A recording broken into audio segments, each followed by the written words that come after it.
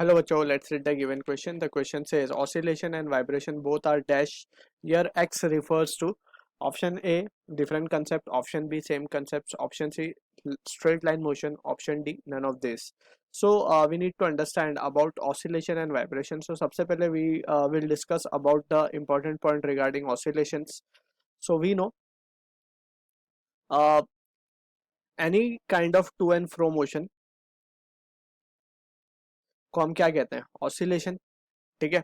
Oscillation की जो equation है, अगर बेसिकली पहले हम इक्वेशन से पहले let's try to visualize the situation. Let's suppose we have a body which is starting from the mean position यानी equilibrium position, that is x equals to 0 से हम मानते हैं कि एक बॉडी स्टार्ट हो रही है and this body is displaced towards right. So this body will have a tendency to return back to its mean position. अगर इस बॉडी की टेंडेंसी है कि अपने मीन पोजीशन पे वापस आ जाए, for example we have talking about the spring block system. Spring block को अगर हम राइट वर्ड खींचे, so it will have a tendency to come back towards its mean position. So जो फोर्स लग रही है which is the restoring force हम कह सकते हैं, जो अपनी बॉडी को वापस मीन पोजीशन की तरफ ला रही है, that force equation is given by the form that is F equals to minus kx raised to n. ठीक है ना. This is the general equation और the standard equation for a particle that is performing oscillation, right. So this are सब few important point, और यहाँ पे हमें ध्यान रखना होगा n की value can be any odd number 1 3 5 7 and so on. अब ऑड नंबर इस वजह से क्योंकि ये हमेशा नेगेटिव वैल्यू ही आनी चाहिए, because here we can see के displacement that is x and जो फोर्स है दे आर अपोजिटली डायरेक्टेड. हमने उसे ब्लॉक खींचा था राइट वर्ड, लेकिन फोर्स उसके ऊपर रिस्टोरिंग लग रही है towards left. So both are in the opposite direction, so that's why we are putting a negative sign over here. Alright. So this is about the oscillation phenomena. अगर हम बात करें वाइब्रेशन की now, so vibration is also a to and fro phenomena. Vibration भी is a type of oscillation only. It is also to and fro motion, right.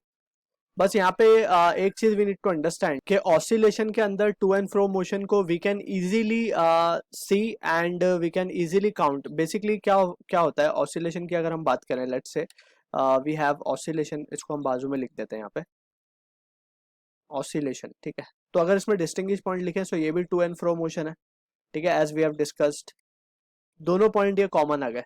तो concept जो है to and fro motion का ये तो same ही है, just difference कहाँ पे आता है.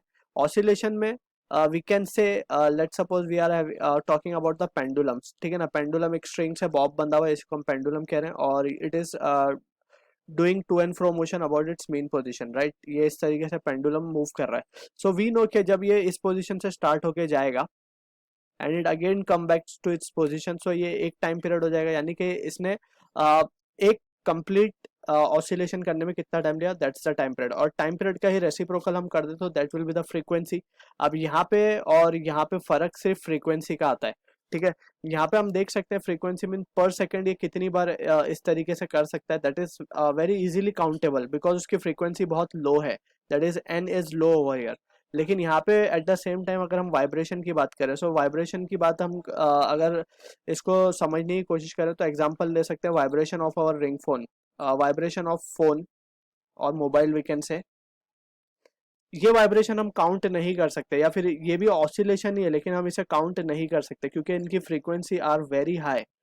ठीक है ना. वाइब्रेशन की फ्रीक्वेंसी बहुत हाई होती है. या फिर अगर हम गिटार की स्ट्रिंग की बात करें, उसको हम हल्का सा फ्लिक करें तो again it vibrate with a very high frequency. इसकी वजह से वी कैन से बस फर्क ये है दोनों में, कंसेप्ट ऑल्दो दोनों का सेम है, बोथ आर ऑसिलेशन ओनली, लेकिन ये oscillation is at low frequency, vibration is at very high frequency.